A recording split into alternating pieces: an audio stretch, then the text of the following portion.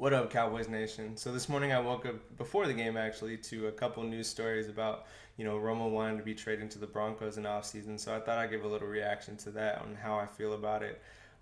There's part of me that feels kind of disloyal because I'm like, well, we need the cap room. Well, we can get a couple pieces on defense. Well, he is kind of becoming a distraction, to Dak and all that stuff. And, he is kind of, not serving his purpose. He's not even talking to, Dak on the sidelines and all that stuff. You see Mark Sanchez over there helping him more. So, while I would love to be like, oh, yeah, let's, have the best backup in the league on the bench, right now it's just a matter of circumstances, I think. I think it is time to get rid of Romo. Maybe not, completely screw him and send him to Cleveland, but, if he can get sent to Denver, fine. I wish success for the guy. He's the only real Dallas Cowboys quarterback I've ever seen have success. I'm only 24, so Romo years are pretty much all I've known. Everything else that I've known is, pretty bad with regards to, I watched the Super Bowl tapes, but I wasn't cognizant during those years. So while I have appreciation for those years, I'm excited about the future. I'm excited watching, this guy Dak Prescott come in and be 9-1 and play his ass off. And excited about Zeke coming in, being a brand new rookie and playing his ass off, and excited about this line being so young and Dez and this defense having the possibility of being developed and grown into a good flowing defense. So I'm excited about the future, and I don't want to be disloyal to Romo in any way, but I wish success for the guy, and I don't think success is sitting behind Dak for him. I don't think that's good for his look. I don't think that's good for his career. I don't think that's what he wants as a person. He's a competitor, and competitors don't like to sit. And I'd be if I was him, I'd be mad too. But being a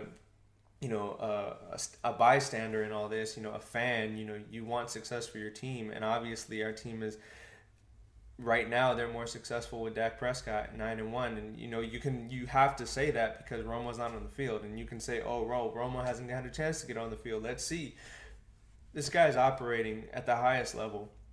I mean, there's a stat going around: 24 for 26 in the fourth quarter and overtime since week 8. That's elite. 8 straight games where your offense is over 400 yards, like that's elite. He's on pace to throw for over 4,000 yards. That's elite. 17 touchdowns to 2 interceptions. That's elite. Like you can't. This guy's in the MVP conversation. He is the orchestrator of one of the best offenses in the NFL. You can say he has Zeke, but Zeke didn't do much in the first half today, and he led the offense to a tie, 10-10. And in my opinion, he opened up the run game for Zeke in the second half by making the pass game operate so well. You saw the box stacked in the first half. Dallas couldn't run against that, so that's why Zeke only had 6 carries. And then in the second half, he had 19 carries because, one, we wanted to waste the clock, but 2, because the boxers weren't stacked anymore. Dak was making him pay on the outside. So, Dak is being elite in what he's doing. I'm not saying, everything he does is elite. His footwork needs, work. His decision making still isn't perfect. There's times where he needs to do things better, but his body of work over 10 games, he has outplayed any 10-game stretch of Romo's career. And that's just a fact. Like he is leading this team to do more than what Romo ever did. And I don't want to sound disloyal, but I'm so excited about the future and how good this team looks. The number one mark of a good team is them knowing exactly what you're going to do. They can talk about, oh, we stopped Zeke and Dak can't beat us with the pass. It's not true. That's not true at all.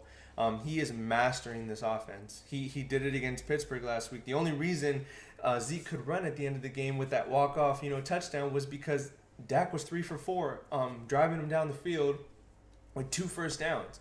And, we got a face mask penalty to help, but he moved them into field goal range. When we were down to the Niners 14-0, what did he do? He had to pass. When, in the end of the Eagles game, what did he do? He had to pass. This guy has been doing it week in and week out, and people want to look at the analytics and the stats and act like Dak is not elite when he is. He's doing everything that is this offense is asking of him. If they ask him to hand the ball off to Zeke and let him go, he's letting him go. If they ask him, to pass the ball and do what he needs to do, he's passing the hell out the ball. Another 300-yard game, back to back. He's on pace for over 4,000 yards. Like, this guy is doing it all. And while I want, Good things for Romo. I think he's better off this team. And, you saw it on the sideline, he's not helping out Dak very much. He was talking to him at the end of the game, but, a real, guy who's in this would, be sitting by him doing all this stuff. And it's hard for him. I got to imagine it's really hard for him. And I feel for the guy at the end of the day, but I think his situation will be better off this team. So I hope he does, get traded in the offseason. I hope we do find a good situation for him. Hopefully he can go to a contending team and hopefully do some. Hopefully in the AFC. Hopefully it's something in the NFC. Hopefully, he can go to the Broncos or something like that. I wish the best for the guy, but I'm excited about the future. And I don't think that's disloyal as a fan when our team is being this successful and looking this impressive. So again, that's just how I feel about it. You guys can agree or disagree. I would love to hear how you feel in the comments, and make sure you guys subscribe and check out my breakdown of the game tomorrow.